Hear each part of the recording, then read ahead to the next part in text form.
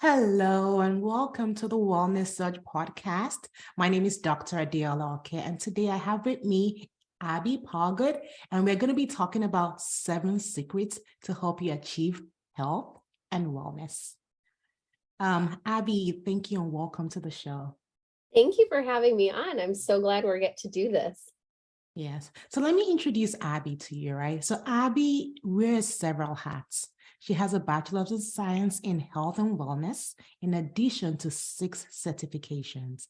She is certified through National Academy of Sports Medicine as a personal trainer, a corrective exercise specialist, a performance enhancement specialist, a senior fitness specialist, and a neuromuscular stretching specialist. Whoa, that's a lot. That's not all. That's not all. She's also a certified nutritionist by Precision Nutrition. Thank you, Abby. So Abby is the founder of Kapitol Health. She has made it her mission to assist others in accomplishing their health and wellness goals. She believes that anything can be accomplished despite the challenges that come by. So welcome to the show, Abby. Thank you so much for being a guest on my show. So today, like I said, we're talking about, we're talking about 7 secrets to help you achieve health and wellness. So Abby likes to say that wellness is so much more than what we consume and the movement we put out, right?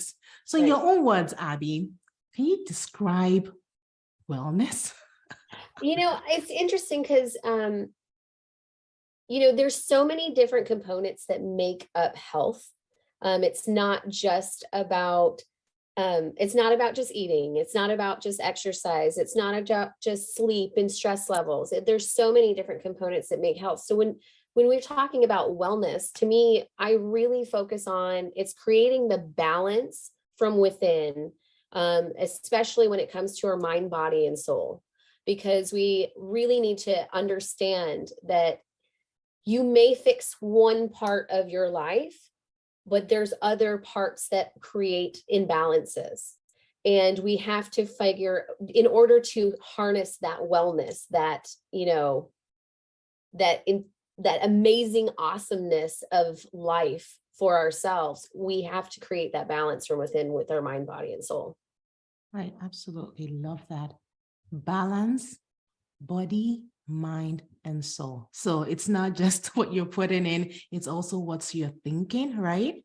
Mm-hmm. It's not just the exercise you're doing, it's also like the people you're surrounding yourself with, right? Absolutely. Because especially behavioral traits, dealing with traumas and triggers from our past, and like our external influences, our internal influences, even our perceptions, and creating balance and peace with that.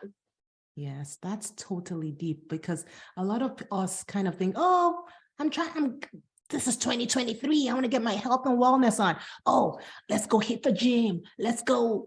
Oh, what am I going to start eating right now? And then you forget the most important one, your soul, your body, mind, and soul. What you're feeding your mind, the traumas you have not dealt with, right? Right. Wow. Absolutely. And it's so funny because most people just make a generic assumption that my busiest time of the month is in January. And I'm like, actually, my busiest time of the month or the year is in March, because it's after people have gone through their phase of, I want to go to the gym. And then they realize they didn't make it past the 2-week mark, and, and something needs to change. So I usually get most of my phone calls in the month of March when they're like, I've been really bad. And then it's, the shame hanging hat that they, can. And I always try to encourage people, don't ever be ashamed for reaching out, ever. And stop looking backwards. Always start looking forward. Look forward to the good and everything that's coming. True that. Like, yeah, we can learn from our past mistakes, but think about how you can make the future better, right? So I didn't even know there was such a thing as a Bachelor's of Science in Health and Wellness. So she's the best person to talk to us about 7 secrets you can use to help achieve your health and wellness. So what are you going to drop it for us today, Abby? Well, the it's funny because when we talk about like the 7 secrets of being able to achieve your ideal health, my slogan for my company is achieve your ideal health.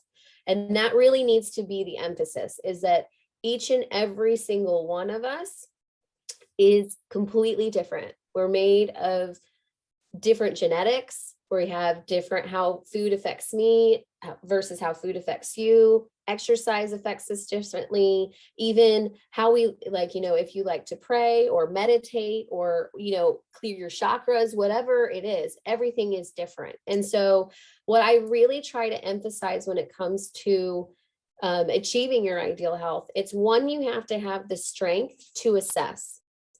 So it's the strength to be able to dig deep, to actually say, this is the status to which my body is right now. And this is what is working and this is what is not working. Because when we have to really see ourselves with a clear vision in order to assess ourselves and start getting forward on our issues. So that could be weight loss. It could be toning up your muscle. It could be just being more mindful and patient, giving yourself more grace. It depends it's different for everyone. So the first one is really having the strength to assess. The second, I really try to say, it's the courage to shift, the courage to change and improve. Okay. Because a lot of times the society kind of teaches us, change is bad. Well, we're constant state of change. Our cells are constantly regenerating. We're in constant state of change. That is what life is. So we need to really focus on the courage to shift things into the direction to where we want them to be. Third, we have to remind ourselves that we have to do what resonates for us. Sometimes we will try on a different hat, and we realize, that doesn't really fit well, or that doesn't really suit me. One of my number one things that irritates me the most is I don't like food prepping. Food prepping is just god awful, takes so much freaking time. I mean, I only have one day off a week, and if I had to spend the whole day, it would take 4 or 5 hours out of my day to food prep. It's too much. It's too time consuming for me, especially when time is of the essence.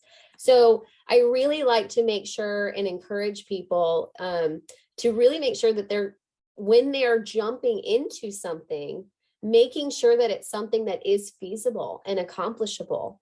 Because it's nice to have the dream of having, I'm going to lose this weight, or I'm going to jump into this class and I'm going to do these things. Well, okay, does it work in your schedule? Was it accommodating? Did it actually fulfill a part of you that needed to be fulfilled? So it's really making sure that we're finding that it resonates with you as well. My number one thing is also, like, the next one is leaving judgment out of it. You have to forgive yourself for being in the condition that you are in. It is we are all works in progress, right? We're always changing and evolving. I myself personally have found that, one, I find myself that I don't give myself enough time to the point where I end up feeling almost over committed or being pulled at 60 different directions. And instead, what I've decided is, you know what, I'm going to do what I can with the time that I do have. And then after that, I close it all down. So at night, I notoriously, as soon as I'm cooking dinner, there is no more working after dinner. It is family time. Good for you. It is food. It is all of that stuff. Another thing that I have a tendency to do is we always put up this wall, because I'm pretty tough and I've been through a lot and I can throw down when I need to, but that doesn't mean that I shouldn't get help when I need it. And so learning sometimes that our biggest strengths can also be our biggest weaknesses on other things is really important for us to be able to identify it, but not judging ourselves. Judgment needs to completely stay out of it, because it doesn't belong. It actually creates more complexities in our mind. It's like we need to just exist as we are and stop apologizing for existing. Stop apologizing for existing. It's like Exactly. someone keeps reminding me, you are enough. Yes. Okay. And it's no similar than when you bump into somebody at the grocery store and they say, "Oh, I'm sorry." And I'm like, "Well, you don't need to apologize for existing. You're fine." Mm. And I say that regularly. And as soon as I say it, people kind of look at me like, "She's different." Like, and I'm like, "Yeah, I am just a little bit." But at any rate, the other thing I really want to encourage people is to evolve with your growth. So as we are accomplished jumping in, we've assessed the things we need to, we are taking the courage to shift and change to improve. We're making sure that it resonates with who we are, and we're not judging ourselves for the past. But then we need to make sure that we are evolving with our growth. And evolving with our growth really is focusing on the fact that we have different phases in our life. And as we have these phases in our life, different things show up. So something that we used to do 10 years ago because we needed to at that time may not be needed now. We may not need to be, let's say if you were raised in an abusive situation. I was raised in an abusive home. Okay. What I ended up doing is I have a survival brain. What that means is that I immediately think of the worst case scenario because I had to as a child.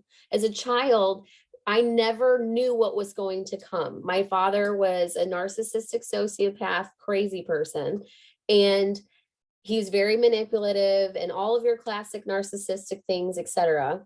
And what was interesting is that in order to survive in that home, I always had to think of worst case scenarios because that's how I needed to survive. But that doesn't mean that I need to overthink and over strategize today. It's not necessary. I'm a very loving husband. I've already cleared and gone through a lot of my traumas and triggers. I have amazing children. I have an amazing support system at home. Why would I need to plan for the worst case scenario to create my exit plans? It helps as strategy and planning, but I don't need to go to the dark place when when something comes up. So evolve with your growth and allow yourself to let go of things that no longer serve you and identify what those things are.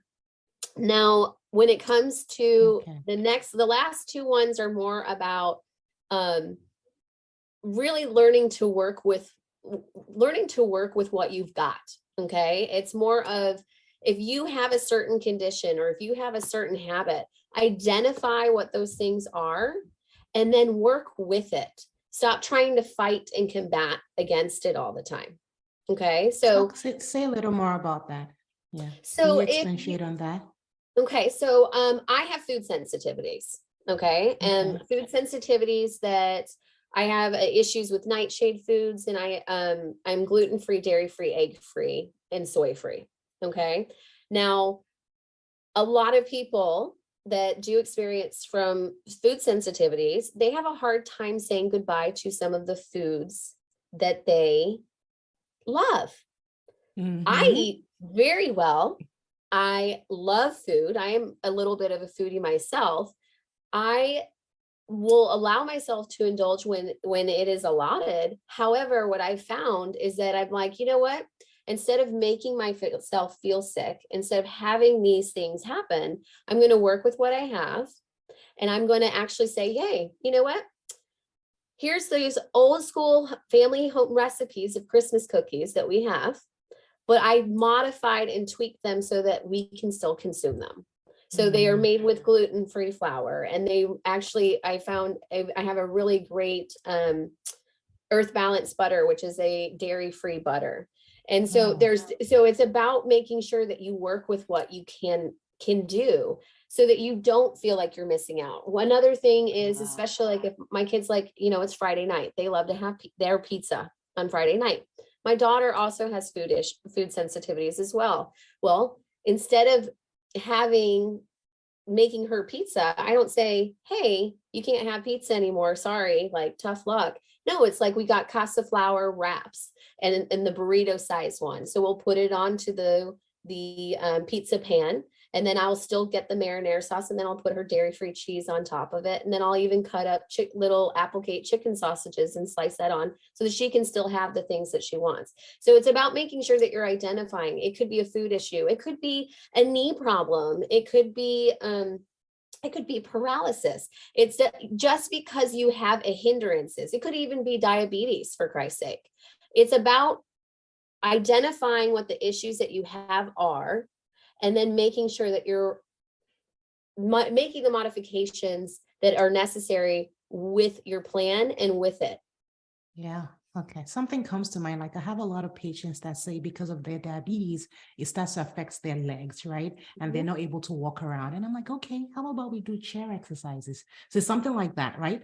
Accept you don't have to walk if you can't, accepting what you have, just saying yes to your situation and just modifying it. Absolutely. I was trying to understand what you were saying, but now it makes sense. Because I love that you said that, because before we got started and you were asking me about my programs, one of the programs I designed is below tapped out, meaning that they can't walk.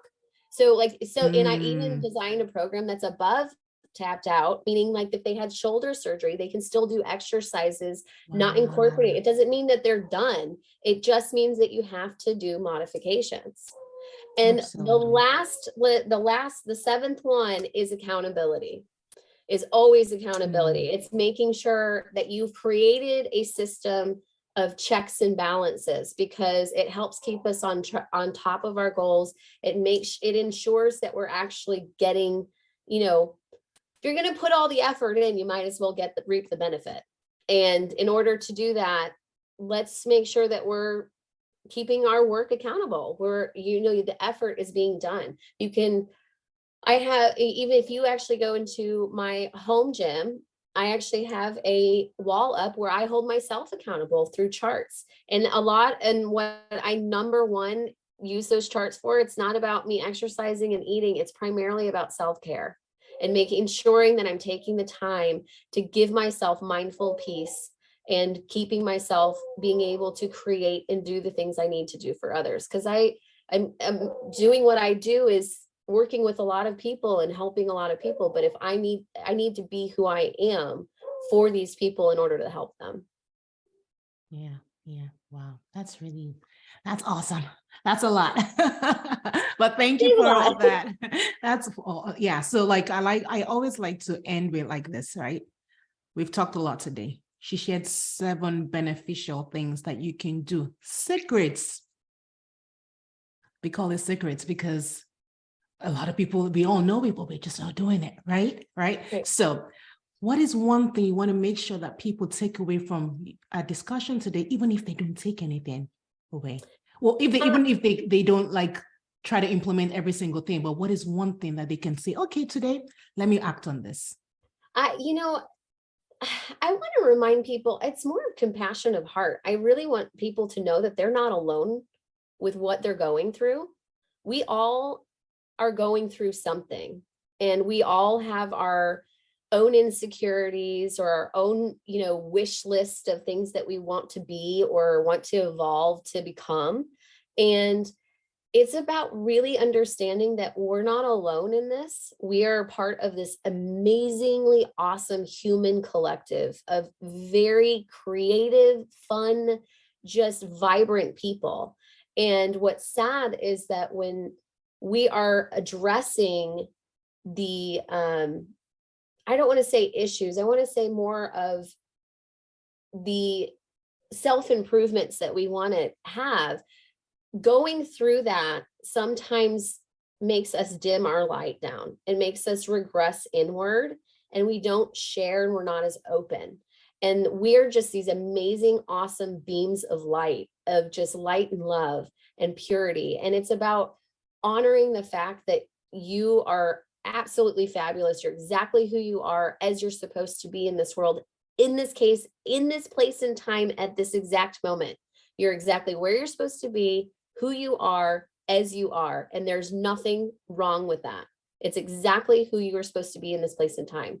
And it's important for people to know you're not alone in this. And reach out, talk to people about what's going on with yourself. Make sure that you're, even getting a friend involved, or, doing something to just share in what's going on with you, because the more that we learn from each other, the more that we get to lift each other up.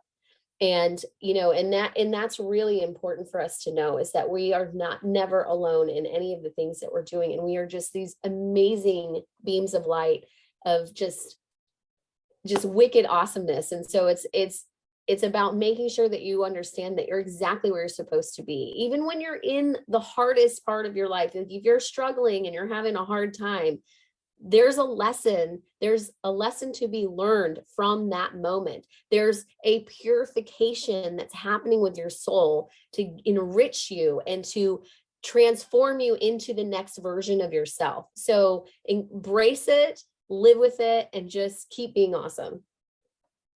Wow, wow, wow. That was profound. Those last few words, they really hit deep, because, wow. Let me first of all say thank you for being human, okay? Thank you for, no, seriously, a lot of people don't, first of all, you're not alone. Second of all, if you're going through anything, because a lot of us are going through things and we're just trying to show up in this world, just trying to still show up a brave face, like, okay, I'm going through whatever I'm going through, but I'm still going to show up. But whatever you're going through, you're supposed to be going through that thing at that point in time, because it's supposed to be teaching you a lesson. I've gone through a lot this week, and it has opened my eyes. They've not been easy things, okay? But it has opened my eyes to so many other things that I was blind to. It has made me more empathetic. So even if you're going through something difficult, it's supposed to teach you a lesson. And I'm thankful that I'm able to look back on that and say, yes, whatever I'm going through, thank you. It's not fun, but thank you for teaching me this lesson. Okay, I'm almost done learning the lesson. Let's stop now. I'm almost done. Whatever, this thing can go away now. But and I think we all have that moment. Lesson. Exactly. I think we all have that moment. You're like, really? Like, more? I know I'm strong, but I didn't ask for more. So, and I do feel like each one of us gets that time where we're just like, it's hard to see the beauty in it while you're in the muck. And I'm happy I was able to see it because I'm like, okay, all right, I'm learning the lesson. Okay, I'm learning it right now. Yeah. And that's what I normally do. Normally, if there's something going on, I'll just take a deep breath and be like, okay, what am I missing here? What's the message? Like, I'm moving too fast that I'm missing what the message is. And there's always can be peace and calm in the midst of chaos. There always is. So it's really about learning how to, check in, to really tune into yourself, figure out where your balance is, what's going on with your body, what's going on with your mind, what's going on with your soul, and just honoring you. True that. Thank you so much, Abby. So Abby is awesome. She's absolutely awesome. Thank you for being so human and just saying the things that we think we're not vocalizing. We're not saying them out loud, because when you say it, it makes it make sense and it makes us feel better. So thank you, Abby. Abby, how can people get a hold of you after this show today?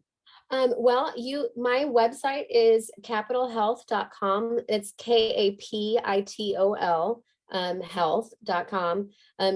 There is tons of contact. You can go to the About Us page. You can go to the Contact Us page. It'll go straight to my email on there. You can also call at 866-CAPITAL as well.